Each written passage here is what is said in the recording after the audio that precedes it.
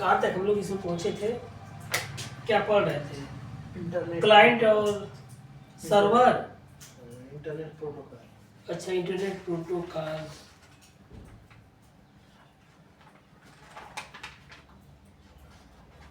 हाँ, internet protocol में यहाँ तक लिखवा दे कम्युनिकेशन को एक्सिक्यूट भी करता है, यही लिखवाया है ना। इसके नीचे लिखिए पैराग्राफ चेंज करके, इंटिटी कोई भी हो सकता है। नीचे लिखिए इंटिटी कोई भी हो सकता है। इसमें number 1 host computer,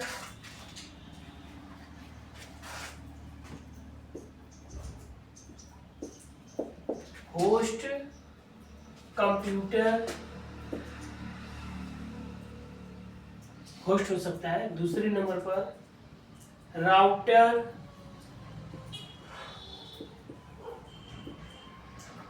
process,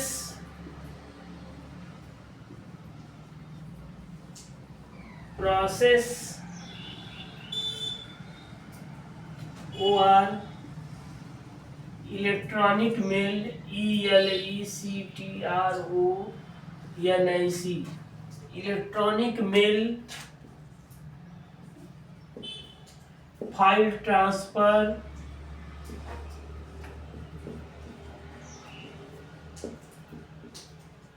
ETC। ठीक ना। कम्युनिकेशन डिवाइस, COMMUNICATION,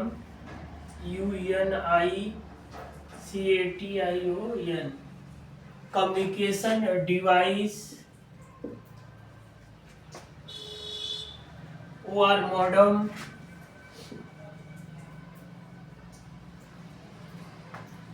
मल्टीप्लेक्सर,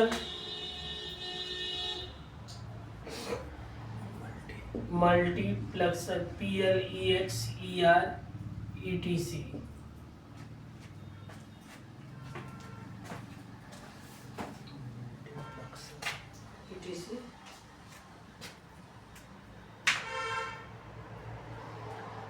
जितना पढ़ा रहे उतना एकदम तैयार समझिए, कहीं भी कोई दिक्कत है तो पूछ सकते हैं कि ये चीज नहीं समझ आया, एकदम पूरा समझाते हुए चलेंगे। आज दिमाग में बैठ गया तो फिर जान लीजिए कि आपको एकदम कोई दिक्कत नहीं होगा, एकदम कॉन्सेप्ट एकदम क्लियर हो जाएगा। किताब तो सबके पास होता है, लेकिन समझने का तरीका होना चाहिए। समझ जाएंगे, दिमाग में जब बन जाएगा तो फिर कोई भी किताब पढ़ेंगे तो तुरंत समझ में आएगा। आज जब समझे नहीं रहेंगे, कोई भी किताब पढ़ेंगे नहीं समझ में आएगा।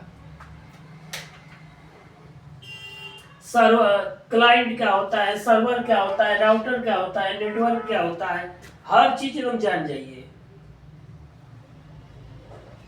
जब ये सब पूरा सीख लेंगे तब आपको एकदम से कहीं से कोई दिक्कत ही नहीं होगा, कॉन्सेप्ट एकदम क्लियर रहेगा, आराम से पेपर पास कर लेंगे।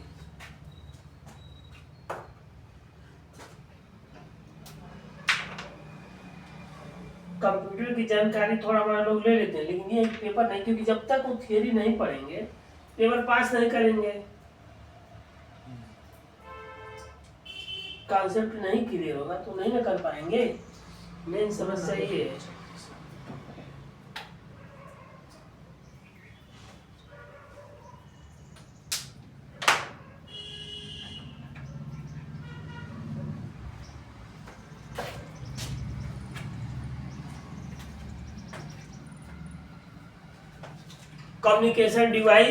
कम्युनिकेशन डिवाइस को ही मॉडेम कहते हैं। समझ में आ गया ना।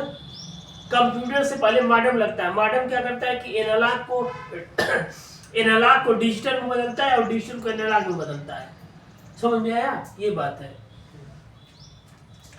जैसे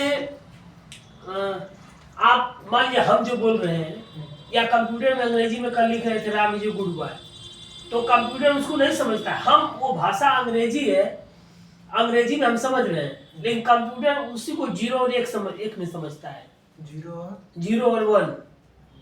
जैसे देखें वो कोई दूसरे देश का आदमी है, वो हम लोग की भाषा नहीं जानता है, तो बीच में एक मीडिएटर रखा जाता है, ट्रांसलेटर। उनकी भाषा, जैसे कभी कभी समाचार में होता है कि बीच में एक ट्रांसलेटर होता है, या जैसे गांव में एक छोटा सा उदाहरण, जैसे मान लीजिए कि शादी किसी के है तो दो पक्ष में एक बीच में आदमी रहता है जिसको कहते हैं कि अगुआ है। तो लड़की पक्ष को कुछ सुनाता है, समझ रहे हैं ना, और लड़का पक्ष को कुछ सुनाता है, और गलत बोल देगा, इधर उधर करेगा तो दोनों लोग झगड़ा कर लेंगे। होता है विवाद ना उसी की वजह से, होता है कि नहीं होता है। जैसे उनसे कुछ कह दिया, उनसे कुछ कह दिया, तो वो आदमी सोचेगा कि हमको इतना मिल रहा है पैसा, वो सोचेगा कि इतना देना है, उनसे कहेगा कम, उनसे कहेगा ज्यादा, बाद में दोनों भिड़ जाएंगे। सब भिड़ेंगे कि नहीं भिड़ेंगे? तो यही समस्या होता है। तो उसी को मीडिएटर कहते हैं।